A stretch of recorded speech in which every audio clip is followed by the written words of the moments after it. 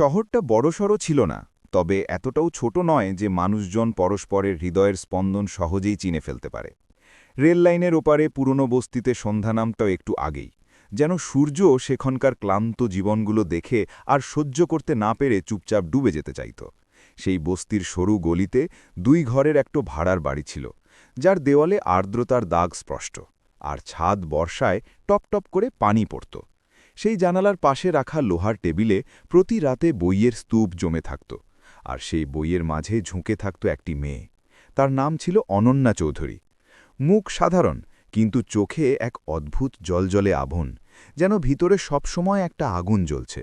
সে আইনের ধারাগুলো এমনভাবে মুখস্থ করত যেন কোনো কবি কবিতা আওড়াচ্ছে।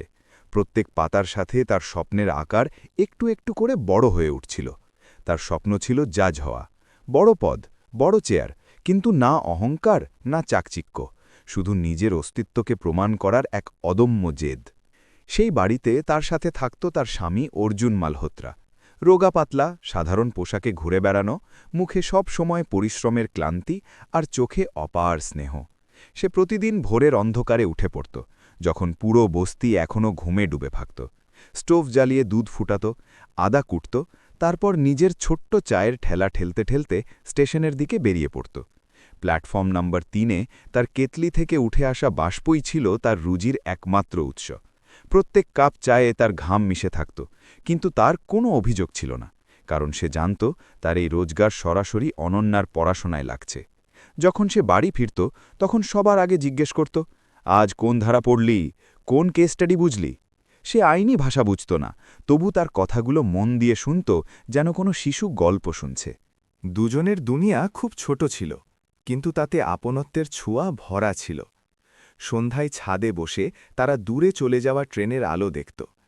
হাওয়ায় কয়লার গন্ধ ভেসে বেড়াত, আর অনন্যা বলত একদিন সে আদালতে বসবে, ন্যায় বিচার করবে। অর্জুন হেসে বলত তার কাছে শুধু এটুকুই যথেষ্ট যে সে খুশি থাকুক। কিন্তু ধীরে ধীরে বাইরের দুনিয়ার আওয়াজ তাদের ঘরের দেয়াল ভেদ করে ভিতরে ঢুকতে শুরু করল। প্রতিবেশীরা তির্যক মন্তব্য করত, পড়াশোনা করে পেট ভরে না।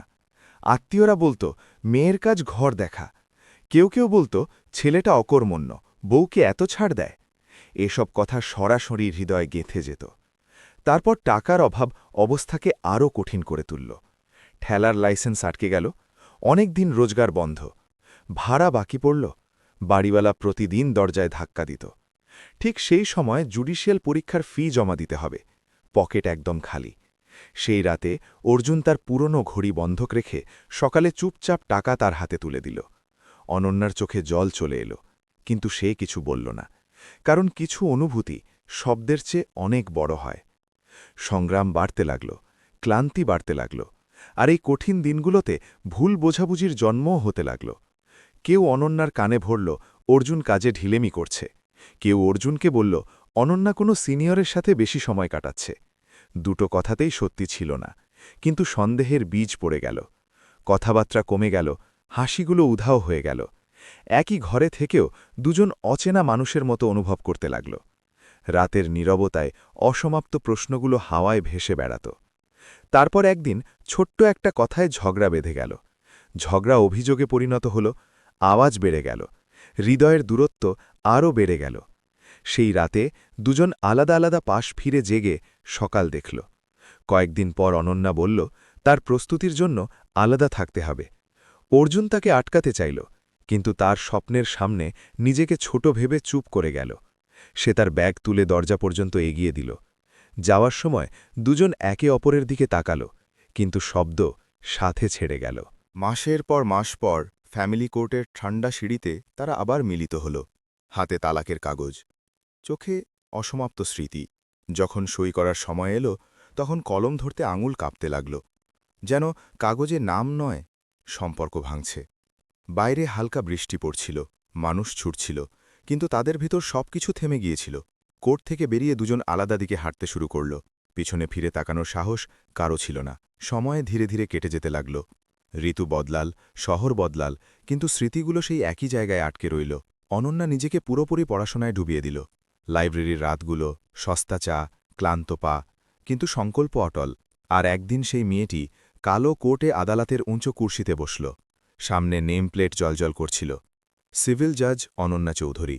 তার পরিশ্রম ফল দিয়েছিল, কিন্তু তার কোনো ধারণাই ছিল না যে ভাগ্য তার অতীতকে এখনও পুরোপুরি মুছে ফেলেনি। সেই শহরের রেল স্টেশনে ধোঁয়া আর ভিড়ের মাঝে কেউ তার জন্য অপেক্ষা করছিল। আর খুব শিগগিরই তার জীবন আবার সেই মোড়ে ফিরে আসতে চলেছিল, যেখান থেকে সবকিছু ভেঙেছিল। তালাকের দিনের পর জীবন যেন হঠাৎ করে তার গতি বদলে দিয়েছিল। আগে যে রাস্তা দুজনের পায়ের ছাপে নির্ধারিত হতো, এখন সেটা একা চলার পথ হয়ে গিয়েছিল। অনন্যা শহরের অন্য প্রান্তে একটা ছোট্ট ঘর ভাড়া নিয়েছিল, যেখান থেকে জানালা দিয়ে রেললাইন নয়, শুধু শুকনো দেয়াল দেখা যেত। ঘরে শুধু একটা লোহার বিছানা, একটা পুরনো পাখা আর বইয়ে ভরা ব্যাগ ছিল। আগের রাতগুলোতে তাকে ঘুম এসে যেত, কারণ ক্লান্তিতে স্বস্তি লুকিয়ে থাকত। কিন্তু এখন ঘুম চোখ থেকে ক্রোশ দূরে থাকতে লাগল। ছাদের দিকে তাকিয়ে তাকিয়ে তার প্রায়ই মনে হতো যেন জীবন তার ভিতরের সব আওয়াজ চুপ করে দিয়েছে। কিন্তু সেই নীরবতার মাঝেই সে নিজের সাথে একটা প্রতিজ্ঞা করল। এখন সে ভাঙবে না। এখন তার কারো সাহায্যের দরকার নেই। এখন সে নিজের পায়ে দাঁড়াবে, রাস্তা যতই পাথুরে হোক না কেন। সকাল 4টে অ্যালার্ম বাজতেই সে উঠে পড়ত। কল থেকে ঠান্ডা জল ভরে মুখ ধুত আর টেবিল ল্যাম্পের হলুদ আলোয় ব্যারেক্ট খুলে বসে যেত। আইনের ধারাগুলো তার কাছে শুধু শব্দ নয়, অস্ত্র হয়ে উঠেছিল। প্রত্যেক সেকশন তাকে মনে করিয়ে দিত যে ন্যায় দুর্বল মানুষের ঢাল হয়, আর হয়তো তার নিজের জন্যেও ন্যায় দরকার ছিল। দিনের বেলা সে লাইব্রেরিতে যেত, যেখানে কাঠের চেয়ারগুলো চরচর করত আর জানালা দিয়ে আসা ধুলো বইয়ের ওপর জমে যেত। অনেকবার এত তীব্র খিদে পেত যে পেটে খিচুনি ধরে যেত, কিন্তু সে জল খেয়ে নিজেকে বোঝাত। পকেটে টাকা গোনাগুনতি ছিল, তাই চাও চিন্তা করে খেত। আশেপাশের ছেলেমেয়েরা কোচিং থেকে নোটস কিনত, নতুন পেন ব্যবহার করত, আর সে পুরনো পাতার পিছনে লিখে কাজ চালাত। কিন্তু তার চোখে হারের নাম ছিল না। মানুষ তাকে দেখে ফিসফিস করত, তালাকপ্রাপ্ত মেয়ে একা কিভাবে থাকছে। কেউ দয়া দেখাত, কেউ তির্যক দৃষ্টিতে দেখত। কিন্তু সে কারো দিকে তাকানো বন্ধ করে দিয়েছিল। তার পুরো মনোযোগ শুধু একটা লক্ষ্যে স্থির হয়ে গিয়েছিল। রাতে ফিরে এসে যখন ঘরের চাবি ঘুরাত, তখন নীরবতা তার স্বাগত জানাত। অনেকবার মন চাইত কারো সাথে কথা বলতে, কিন্তু ফোনটা খালি ছিল। তখন সে নিজের সাথে কথা বলত, নিজেকে বোঝাত, নিজেকে বকত, আর তারপর পড়াশোনায় ডুবে যেত। দিনগুলো মাসের রূপ নিল। প্রথমবার পরীক্ষা দিল তো ইন্টারভিউ পর্যন্ত পৌঁছাল, কিন্তু চূড়ান্ত লিস্টে নাম এলো না। রেজাল্ট দেখতেই তার আঙুল ঠান্ডা হয়ে গেল, চোখে জল ভরে এলো। ঘরে ফিরে এসে সে বইগুলো দেয়ালে ছুঁড়ে ফেলল। কয়েক মুহূর্তের জন্য মনে হলো যেন সব পরিশ্রম বৃথা গেল। ঠিক সেই মুহূর্তে অর্জুনের স্মৃতি এলো। তার সেই কথাগুলো মনে পড়ল। হার মানা সবচেয়ে বড় অপরাধ। সে মাটিতে বসে অনেকক্ষণ কাঁদল, আর তারপর নিজেকে গুছিয়ে আবার বইগুলো তুলে নিল। পরের দিন থেকে সে আগের চেয়েও বেশি পরিশ্রম শুরু করল। ঘুম 4 ঘণ্টায় নেমে গেল। বাকি সময় শুধু পড়াশোনা, notes, test series, mock interview. মস্তিষ্ক যেন মেশিন হয়ে গিয়েছিল। শীতের কাঁপুনি সকালেও সে ঠান্ডা জলে স্নান করে নিজেকে জাগাত, যাতে অলসতা না আসে। অনেকবার হাত অবশ হয়ে যেত, কিন্তু পেন থামত না। তার ভিতর একটা জেদ পাকা হয়ে উঠেছিল। এখন জীবন তাকে হারাতে পারবে না। অন্যদিকে সেই শহরের অন্য কোণে অর্জুনের অবস্থাও সহজ ছিল না। ঠেলা কেড়ে নেওয়ার পর সে স্টেশনের বাইরে ফুটপাতে ছোট্ট কেতলি রেখে চা বিক্রি শুরু করল। রোদে দাঁড়িয়ে দাঁড়িয়ে তার রং আরও পুড়ে গেল, দাড়ি বেড়ে গেল, জামাকাপড় পুরনো হয়ে গেল। কিন্তু প্রতিদিন ভিড়ের মাঝে চা বিতরণ করতে করতে হঠাৎ করে সে থমকে যেত। কোনো মেয়ে দূর থেকে অনন্যার মতো দেখাতা। তারপর বুঝত সেটা শুধু ভ্রম। রাতে দোকান গুটোতে গুটোতে সে আকাশের দিকে তাকাত আর মনে মনে দোয়া করত, সে যেখানেই থাকুক, খুশি থাকুক। দুজন আলাদা আলাদা রাস্তায় ছিল, কিন্তু দুঃখের সুতো এখনও কোথাও না কোথাও জড়িয়েছিল। সময় নিজের গতিতে এগিয়ে চলল, আর অবশেষে সেই দিন এলো যখন জুডিশিয়াল সার্ভিসের রেজাল্ট ঘোষণা হবে। সকাল থেকেই অনন্যার হাত কাঁপছিল। ইন্টারনেট ক্যাফের বাইরে ভিড় জমেছিল। স্ক্রিনে রোল নম্বর স্ক্রল হচ্ছিল। হৃদয়ের স্পন্দন এত জোরে যে কানে গুনগুন করছিল। হঠাৎ তার নজর নিজের নম্বরে আটকে গেল। কয়েক সেকেন্ড তার বিশ্বাসই হল না। সে আবার দেখল, তারপর তৃতীয়বার দেখল। সেই নম্বর, সেই নাম। সেই মুহূর্তে যেন পুরো দুনিয়া থেমে গেল। চোখ থেকে আপনা আপনি জল বেরিয়ে এলো। ঠোঁট কাঁপতে লাগল। বছরের পর বছরের সংগ্রাম এক মুহূর্তে সামনে দাঁড়াল। সে প্রথমবার খোলাখুলি আকাশের দিকে তাকাল আর গভীর শ্বাস নিল। তার মনে হল যেন কেউ তার কাঁধ থেকে বোঝা নামিয়ে দিয়েছে। ট্রেনিং শুরু হল। নতুন শহর, নতুন ইউনিফর্ম, কালো কোট, সাদা কলার, কটনের কাঠের গন্ধ, ফাইলের খড়খড়ানি। প্রথমবার যখন সে জাজের কুর্সিতে বসে হাতুড়ি হাতে নিল তখন তার আঙুলে হালকা কম্পন ছিল। সামনে দাঁড়ানো মানুষরা তাকে ম্যাডাম বলে সম্বোধন করছিল। সেই মেয়েটি যাকে সমাজ কখনো দুর্বল ভেবেছিল আজ সে ফয়সালা শোনাচ্ছিল। তার ভিতর গর্ব নয় বরং দায়িত্বের অনুভূতি ছিল। সে ঠিক করল কোনো নির্দোষকে সাজা দিতে দেবে না। সেই পোস্টিং অর্ডারেই তার নাম সেই শহরের জন্য এলো যেখানে তার অতীত কবর দেওয়া ছিল।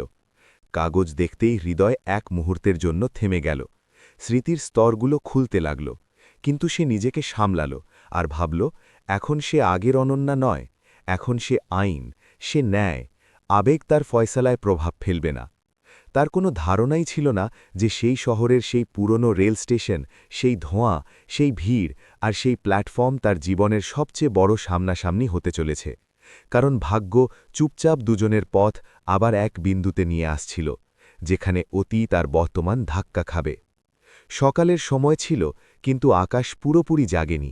হালকা কুয়াশা প্ল্যাটফর্মের রেল লাইনে এমন ভাসছিল যেন কেউ সাদা চাদর বিছিয়ে দিয়েছে। লাউডস্পিকারে ভাঙাফাটা আওয়াজে অ্যানাউন্সমেন্ট গুনগুন করছিল, আর তারপর শোরগোলে হারিয়ে যাচ্ছিল। কোথাও কুলির লাল জামা ভিড়ের মাঝে চকচক করছিল, কোথাও বাচ্চারা কাঁদছিল, কোথাও চায়ের কেতলি থেকে উঠে আসা বাষ্প ঠান্ডা হাওয়ায় মিশছিল। সেই পুরনো শহর, সেই স্টেশন, কিন্তু সময় সবার মুখে কিছু না কিছু বদলে দিয়েছিল। সেই সকালে সরকারি গাড়ি ধীরে ধীরে প্ল্যাটফর্মের বাইরে এসে থামল। দরজা খুলল আর কালো কোটে এক মহিলা নামলেন। হাতে ফাইল, মুখে সাদামাটা দৃঢ়তা, চোখে পেশাদার স্থিরতা। এখন আর কোনো সাধারণ মেয়ে নয়, এটি সিভিল জাজ অনন্যা চৌধুরী। নতুন পোস্টিং জয়েন করার আগে তাকে জেলা পরিদর্শনের সিলসিলায় রেলওয়ে প্রশাসনের সাথে দেখা করতে হবে। ড্রাইভার সম্মানের সাথে দরজা খুলল, কিন্তু সে ইশারায় না করে নিজেই সাধারণ মানুষের মতো হাঁটতে শুরু করল। তার সব সময় ভিড়ের মাঝে হাঁটা পছন্দ ছিল, কারণ সেটাই জীবনকে সত্যি মনে হতো। প্ল্যাটফর্মে পা রাখতেই তার কানে একসাথে অনেক আওয়াজ এলো। ট্রেনের সিটি, চাকার খড়খড়ানি, চায়ের দোকানদারদের ডাক, খবরের কাগজ বিক্রি করা ছেলেদের দৌড়। আর হঠাৎ সেই শোরগোলের মাঝে একটা চেনা সুর মিশে গেল। গরম চা, তাজা চা। এই আওয়াজ সাধারণ ছিল, কিন্তু তার হৃদয়ে যেন কেউ দরজা ঠেলল। সে এক মুহূর্তের জন্য থমকে গেল। সে নিজেকে বোঝাল, এটা শুধু ভ্রম, এই দেশের প্রত্যেক স্টেশনে এমন আওয়াজ হয়। কিন্তু তারপর সেই স্বর আবার গুনগুন করে উঠল, এবার একটু কাছ থেকে, আর তার বুকের ভিতর কিছু একটা শক্ত হয়ে গেল। পা আপনা আপনি সেই দিকে ঘুরে গেল। ভিড় পেরিয়ে সে ধীরে ধীরে এগোতে লাগল। তার চোখ অস্থিরতায় সেই আওয়াজের মালিককে খুঁজতে লাগল। তখন সে দেখল একটা ছোট্ট স্টিলের স্টোভ, তার ওপর ফুটন্ত কেতলি, পাশে প্লাস্টিকের কাপ, আর পিছনে দাঁড়ানো একজন লোক যার পিঠ ঝুঁকে আছে। চুল এলোমেলো, দাড়ি বেড়ে গেছে, শার্টের রং ধুলোয় ময়লা হয়ে ফ্যাকাশে হয়ে গেছে। সে চা ছেঁকে ছেঁকে গ্রাহকদের কাপ দিচ্ছিল। তার হাতের নড়াচড়া চেনা, সেই সতর্কতা, সেই ভঙ্গি যেন বছরের আগে কেউ ঘরে চা বানাত। অনন্যার গলা শুকিয়ে গেল। হৃদয় এত জোরে ধরকতে লাগল যে আশেপাশের শোরগোল ম্লান হয়ে গেল। সে এক পা আর এগোল। তখন সেই লোকটা ঘুরল, আর সময় থেমে গেল। সেই মুখ বদলে গিয়েছিল, কিন্তু চোখ সেই একই, গভীর, শান্ত, ক্লান্ত, কিন্তু সত্যি। এটি অর্জুন ছিল, সেই অর্জুন যাকে সে শেষবার কোর্টের সিঁড়িতে ছেড়ে এসেছিল। 4 বছর তার মুখে বলিরেখা টেনে দিয়েছিল, রং কালো করে দিয়েছিল, কিন্তু তার চোখের নির্দোষতা এখনও জীবিত ছিল। দুজনের চোখ মিলল, আর ভিড়ের মাঝে যেন একটা খালি বৃত্ত তৈরি হয়ে গেল। না কোনো আওয়াজ শোনা গেল, না কোনো হইচই অনুভব হল, শুধু দুটো হৃদয়ের ধাক্কা। অনন্যার হাতের ফাইল ঢিলে হয়ে গেল, আঙুল কাঁপতে লাগল। তার মনে হলো যেন পায়ের নিচে মাটি নেই। অর্জুনও কয়েক মুহূর্ত তাকে চিনতে পারল না। তারপর হঠাৎ তার মুখে অবাক হওয়ার রেখা ফুটে উঠল। ঠোঁট হালকা খুলল, কিন্তু শব্দ বের হল না। সে তাড়াতাড়ি চোখ নামিয়ে নিল, যেন দেখাটাও কোনো ভুল। সে স্বাভাবিক হওয়ার চেষ্টা করল, আর সামনে দাঁড়ানো গ্রাহককে চা দিল, কিন্তু কাপ তার হাত থেকে পড়তে পড়তে বেঁচে গেল। অনন্যা এগোল। তার পা ভারী ছিল। সে একদম কাছে গিয়ে থামল, এত কাছে যে কেতলির বাষ্প তার মুখ ছুঁয়ে যাচ্ছিল। সে খুব ধীরে বলল, এক চা দাও। তার আওয়াজে কম্পন ছিল, যেটা হয়তো শুধু সে নিজেই শুনতে পারছিল। অর্জুন উপর না তাকিয়ে কাপ ভরল, হাত বাড়িয়ে দিল। যখন তাদের আঙুল হালকা ছুঁয়ে গেল তখন যেন বিদ্যুৎ বয়ে গেল। দুজন তাড়াতাড়ি হাত সরিয়ে নিল। সেই এক স্পর্শে 4 বছরের পুরো অতীত ফিরে এলো। ছাদে বসে হাসা, আধরাতের পড়াশুনো, ফিনের লিফাফা, বৃষ্টিতে ভেজা আদালত, সব কিছু একসাথে চোখের সামনে ঘুরে গেল। কিন্তু এখন তারা অচেনার মতো দাঁড়িয়েছিল। অর্জুন প্রথমবার মাথা তুলে তার দিকে তাকাল। তার চোখে প্রশ্ন ছিল না, অভিযোগ ছিল না, শুধু একটা শান্ত স্বীকৃতি ছিল, যেন সে জীবনকে যেমন আছে তেমন মেনে নিয়েছে। অনন্যা তার চোখে কোনো দোষ খুঁজে পেল না, আর এই জিনিসটাই তাকে ভিতর থেকে ভেঙে দিল। তার মনে হলো কাশ সে রাগ করত, কাশ কিছু বলতো, কিন্তু এই নীরবতা অনেক ভারী ছিল। আশেপাশে মানুষ আসা যাওয়া করছিল, কেউ এই দৃশ্যের গভীরতা বুঝতে পারছিল না। এক কুলি ধাক্কা দিল তো অনন্যা একটু টলে গেল। অর্জুন স্বাভাবিকভাবে হাত বাড়াল, কিন্তু মাঝপথে থামিয়ে নিল। দুজন আবার চুপ হয়ে গেল। সে টাকা বাড়াল, সে নিতে মানা করতে চাইল, কিন্তু নিয়মের মতো নিয়ে নিল। শিক্ষার ঝনঝনানি তাদের মাঝে পড়তে লাগল। সে কিছু বলতে চাইছিল, হয়তো জিজ্ঞেস করতে চাইছিল, কেমন আছো, কি খেয়েছ, কেন এত রোগা হয়ে গেছ, কিন্তু তার ঠোঁট বন্ধ ছিল, কারণ এখন তাদের মাঝে সম্পর্ক নেই, শুধু স্মৃতি ছিল। তখন প্ল্যাটফর্মে জোরে সিটি বাজল। ট্রেন এসে গেল। ভিড় হঠাৎ বেড়ে গেল, মানুষ ধাক্কাধাক্কি করতে লাগল। ফাইল তার হাত থেকে প্রায় পড়ে যাচ্ছিল। সে পিছনে সরে গেল। অর্জুনও গ্রাহকদের মাঝে জড়িয়ে পড়ল। দুজনের মাঝে মানুষ দেয়াল হয়ে বেড়াল।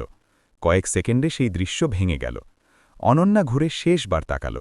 সে আবার কেতলিতে চা ফুটাচ্ছিল, যেন কিছুই হয়নি, কিন্তু তার আঙুল এখনও কাঁপছিল। সে ধীরে ধীরে প্ল্যাটফর্ম থেকে বেরিয়ে গেল। হৃদয়ে অদ্ভুত একটা যন্ত্রণা, চোখে আর্দ্রতা।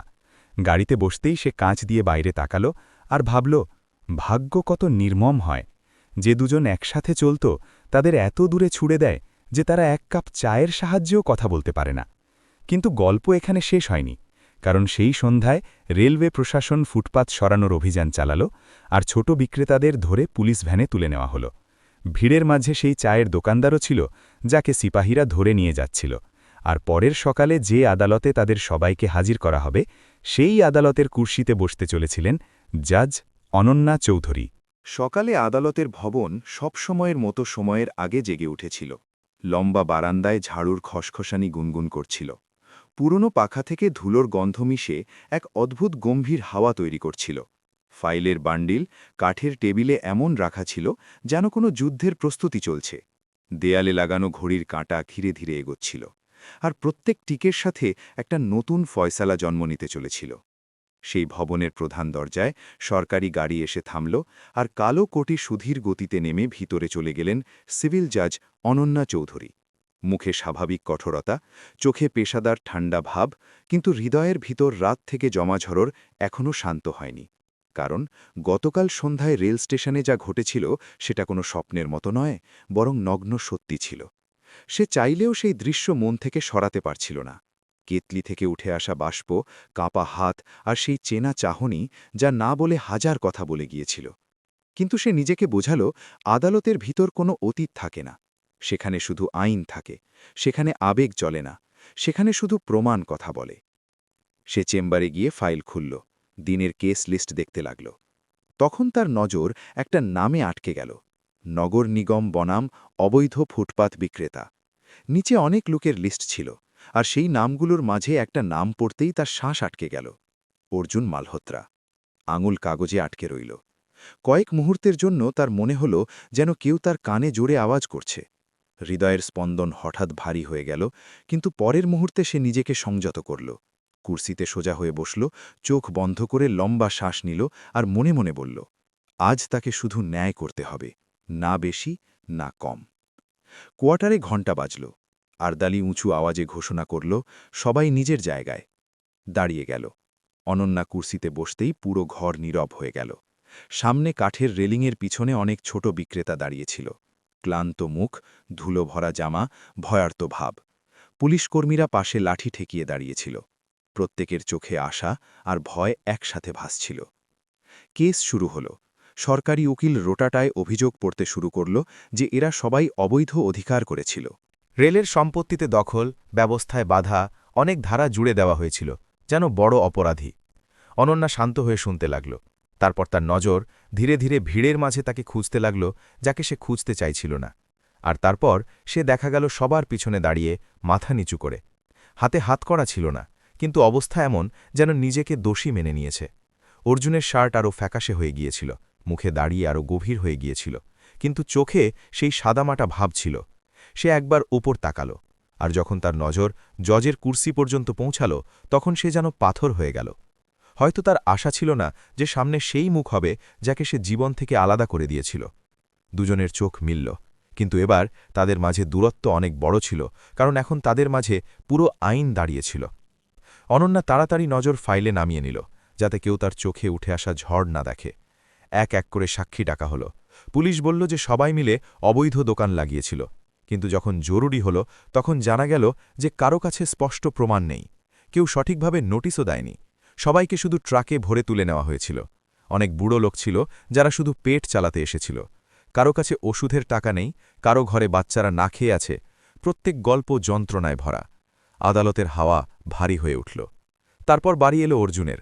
তার নাম ডাকা হলো তো সে ধীরে ধীরে সামনে এলো। পায়ে ক্লান্তি ছিল, কিন্তু মুখে অদ্ভুত এক শান্তি।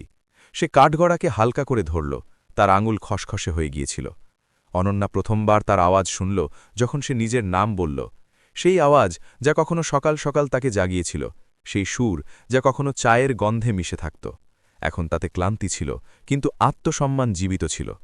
সে বলল যে সে অনেক বছর ধরে স্টেশনের বাইরে চা বিক্রি করে। সে কখনো কারো রাস্তা আটকায়নি, শুধু 2 বেলার রুপি রোজগার করার চেষ্টা করে। তার শব্দ সাদামাটা ছিল, কিন্তু সত্যি। তাতে কোনো বানানো ছিল না। সে নিজেকে অসহায় প্রমাণ করার চেষ্টা করেনি, শুধু তথ্য রেখেছিল।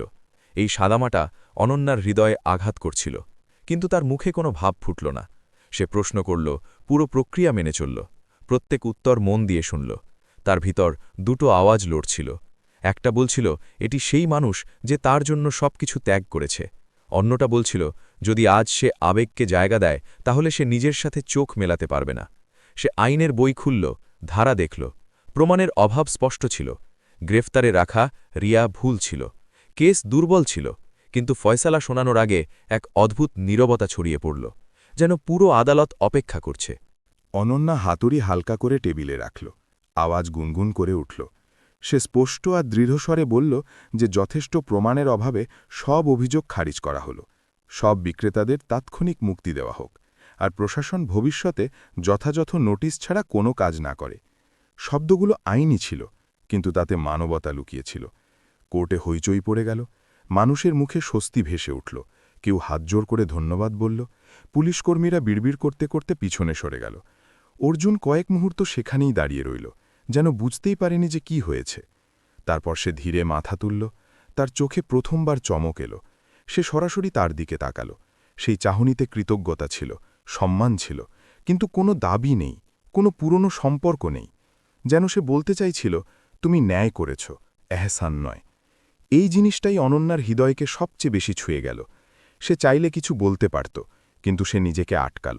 সে পরের কেস ডেকে নিল, যাতে হৃদয়ের স্পন্দন স্বাভাবিক হয়। কিন্তু ভাগ্য হয়তো এখনও আরও পরীক্ষা নিতে চাইছিল, কারণ যখনই অর্জুন ঘুরে বাইরে যাচ্ছিল, হঠাৎ তার পা থেমে গেল। সে ফিরল, আর প্রথমবার খুব ধীরে তার নাম নিল। আওয়াজ এত হালকা যে শুধু সে শুনতে পেল, আর সেই অসমাপ্ত উচ্চারণের সাথে তাদের মাঝে 4 বছরের পুরো নীরবতা আবার দাঁড়িয়ে গেল। আদালতের কার্যক্রম শেষ হতে হতে সন্ধ্যা নেমে আসছিল। জানালা দিয়ে আসা সূর্যের রং সোনালি হয়ে মেঝেতে ছড়িয়ে পড়েছিল। কাঠের লম্বা বেঞ্চে দিনভরের হইচইয়ের পর ক্লান্তি নেমে এসেছিল। মানুষ ধীরে ধীরে বাইরে চলে গিয়েছিল। ফাইলের সরসরানি থেমে গিয়েছিল, কিন্তু অনন্যার স্পন্দন এখনও স্বাভাবিক হয়নি। তার কানে বারবার সেই ধীর আওয়াজ গুনগুন করছিল, যাতে কেউ তার নাম নিয়েছিল। এত বছর পর এত কাছ থেকে, এতটাই চেনা, সে চেম্বারের কুর্সিতে বসে চোখ বন্ধ করতেই স্মৃতির স্তরগুলো খুলতে খুলতে চলল। স্টেশনের বাষ্প, কাঁপা হাত, কোর্টরুমের নজর, আর কাঠগড়ায় দাঁড়ানো সেই মানুষটি যে কখনো তার পুরো সংসার ছিল। সে নিজেকে জিজ্ঞেস করল, শেষমেশ জীবন মানুষকে এত গোল গোল রাস্তায় ঘুরিয়ে আবার সেই জায়গায় কেন নিয়ে আসে যেখান থেকে সব ভাঙে? তখন দরজায় হালকা টোকা পড়ল। আরদালি বলল, বাইরে কেউ তার সাথে দেখা করতে চায়। সে অন্যমনস্কভাবে মাথা নাড়ল, আর পরের মুহূর্তে দরজা ধীরে খুলল। ভিতরে অর্জুন এলো। পায়ে দ্বিধা, মুখে সংকোচ, যেন সে কোনো বড় ঘরে প্রথমবার এসেছে। সে দরজার কাছেই থেমে দাঁড়িয়ে থাকা ভালো মনে করল। দুজনের মাঝে কয়েক পা দূরত্ব ছিল, কিন্তু সেই পায়ে 4 বছরের ফাঁক ভরা ছিল। কয়েক মুহূর্ত কেউ কিছু বলল না। ঘরে শুধু পাখার আওয়াজ ঘুরছিল। অনন্যা অনুভব করল যে এত বছর পরেও তার উপস্থিতিতে হাওয়ার তাপমাত্রা বদলে যায়। সে আনুষ্ঠানিক স্বরে জিজ্ঞেস করল, কোনো কাজ ছিল? অর্জুন হালকা হাসির সাথে বলল, শুধু ধন্যবাদ বলতে এসেছিলাম। তার আওয়াজে সত্যতা ছিল। সে বলল যে আজ যদি সে দোষী সাব্যস্ত হয়ে যেত তাহলে হয়তো আবার দাঁড়াতে পারত না। সে এটাও যোগ করল যে সে ফয়সালা আইনের ভিত্তিতে দিয়েছে, এহসান ভেবে নয়, আর এটাই তার জন্য যথেষ্ট। এটা শুনে অনন্যার ভিতর কিছু একটা গলে গেল। তার মনে হলো যেন এত বছরে প্রথমবার কেউ তাকে তার কুর্সি থেকে নয় বরং মানুষ ভেবে দেখেছে। সে তাকে মন দিয়ে দেখতে লাগল। তার হাতের খসখসে ভাব, চোখের নিচে কালো ঘের, কপালে ঘামের পাতলা স্তর, এসব সাক্ষ্য দিচ্ছিল যে জীবন তাকে সহজ রাস্তা দেয়নি। সে ধীরে জিজ্ঞেস করল, স্টেশনে এখনও চা বিক্রি করো? সে মাথা নাড়ল আর বলল, সেই কাজটাই সবচেয়ে সৎ মনে হয়। রোজগার কম হোক, সঠিক, কিন্তু ঘুম পরিষ্কার আসে।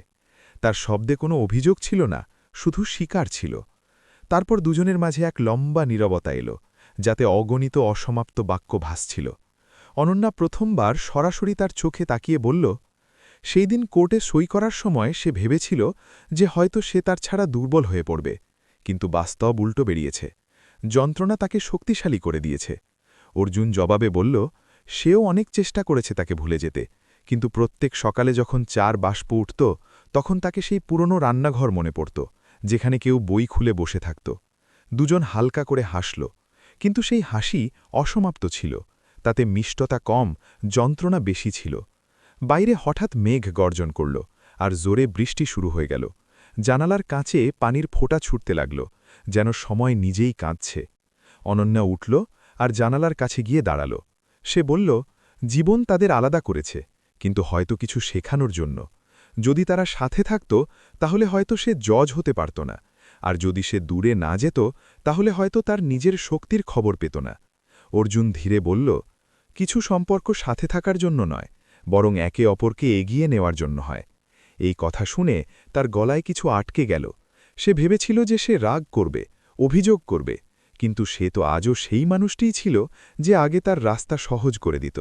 তখন হঠাৎ তার মনে হল, ফয়সালা শুধু আদালতে হয় না, কিছু ফয়সালা হৃদয়ের ভেতরেও নিতে হয়। সে ঘুরে তার দিকে তাকালো আর জিজ্ঞেস করল, যদি জীবন আবার সুযোগ দেয় তাহলে কি সে আবার তার সাথে চলতে চাইবে? এই প্রশ্ন হাওয়ায় থেমে গেল। অর্জুন তাড়াতাড়ি জবাব দিল না। সে জানালা দিয়ে পড়ে যাওয়া বৃষ্টি দেখল, গভীর শ্বাস নিল আর বলল, সাথে চলা জোর করে হওয়া উচিত নয়।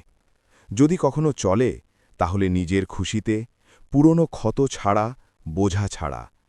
এই জবাব শুনে তাকে স্বস্তি মিলল। তার মনে হল যে এখন তারা আগের মতো নির্দোষ নেই, এখন তারা বোঝাপড়া হয়ে গেছে। সে টেবিল থেকে নিজের নেমপ্লেট তুলল, কয়েক মুহূর্ত সেটা দেখল, তারপর হেসে বলল, কুর্সির শক্তির চেয়ে মানুষের হৃদয় বড়, আর হয়তো আজ প্রথমবার সে সত্যি ন্যায় করেছে, শুধু অন্যদের জন্য নয়, বরং নিজের জন্য। বাইরে বৃষ্টি একটু ধীর হয়ে গিয়েছিল। দুজন সাথে দরজা পর্যন্ত এলো। গলির আলোগুলো জ্বলে উঠেছিল। সন্ধ্যা পুরোপুরি রাতে পরিণত হচ্ছিল। সিঁড়ি পর্যন্ত পৌঁছে দুজন থেমে গেল।